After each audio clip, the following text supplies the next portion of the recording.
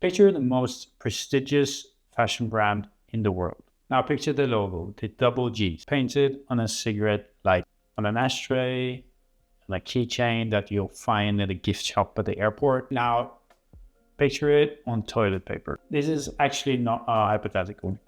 In the 1980s, Gucci licensed their name to over 22,000 products. And somewhere on that list was toilet paper. In 1993, the family that built the brand were suing each other in court.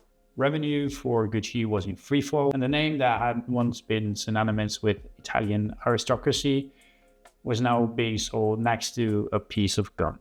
And then somehow within 5 years, Gucci became the most talked about luxury house on the planet. In 1921, in Florence, Italy, a man named Gucci opens a small leather goods shop. He made saddlebags, riding boots, things made for people who actually rode horses and needed equipment that wouldn't break.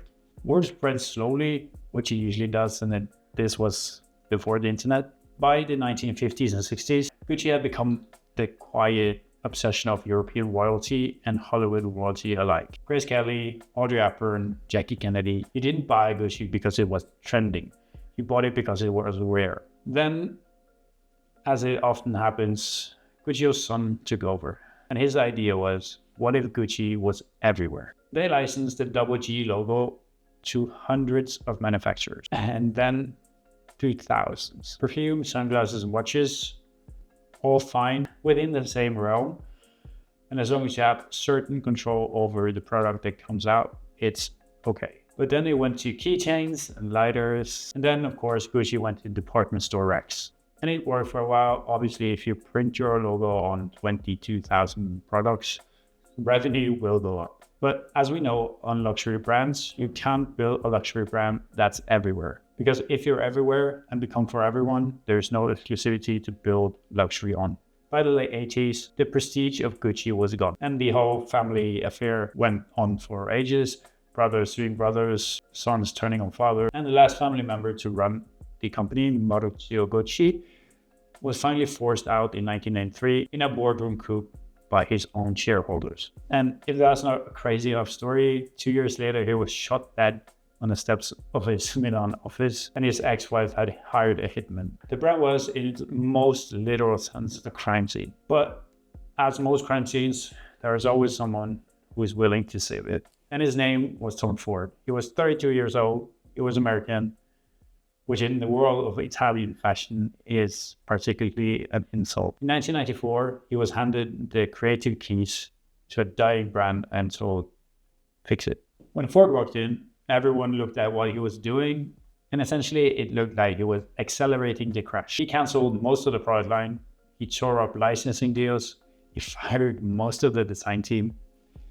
He pulled Gucci out of department stores entirely and cut distribution down to a handful of flagship boutiques in the city that mattered. Of course, revenue dropped, employees panicked. The industry thought Tom Ford was just going to tear down Gucci even faster. Then came Milan Fashion Show 1995. Everyone was thinking, Gucci's dead, they're not coming back.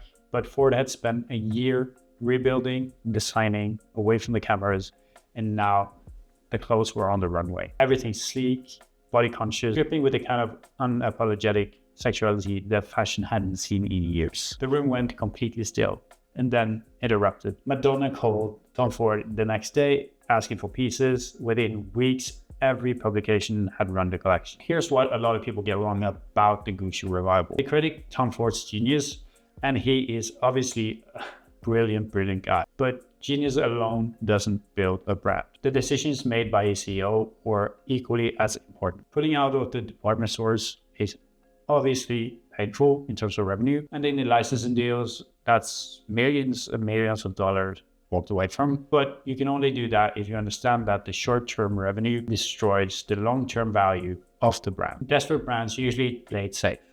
They soften the edges, they try not to offend anyone, but Tom Ford went in the complete opposite direction. Provocative, divisive, completely committed. And this is the bottom line of the entire thing. That commitment communicated something that money can't buy. We know exactly who we are. When a brand leads with this type of conviction, The audience can definitely feel it, and we lean in. Tom Ford led Gucci in 2004. The decade that followed was fine. Profitable, respectable, but not electric. Then in January 2015, a designer named Alessandro Michele got a phone call. He had quietly worked inside Gucci in the accessories department for years. He had never done a solo show for Gucci. He was not on anyone's shortlist to be the new creative director. The CEO of Gucci, Marco Bizzarri, had just fired the previous creative director, and the men's fashion show was just 4 days away. Michele had 4 days to put together the show, and what he put on the runway was so unexpected, so completely the opposite of everything Gucci had been for the last decade. Embroidery, third-line loafers, ornate layering, a visual language that felt like rummaging through a beautiful, eccentric person's wardrobe. It was nothing like Tom Ford's Gucci. The sleek minimalism was replaced by maximalist fantasy. And yet the same happened. The same total commitment to a vision that divided people before it united them. Gucci went from 3.5 billion euros in annual revenue to nearly 10 billion in 4 years. That is definitely the second greatest brand revival in modern luxury history. By the same brand, Gucci has learned to do one thing, and that is trust vision over safety. This story is about Gucci's fashion. It's about what kills brands slowly. Compromise, dilution, the slow bleed of chasing every revenue opportunity until there's nothing left worth buying. And it's about what brings it back. The willingness to make a decision so clear and so committed that the world has no choice but to pay attention. If you're building something, remember, you can come back from almost everything. My name is Alex, I run Des Marketing. I'm here every single week talking about fashion, luxury, and marketing. Subscribe, and I'll see you next week.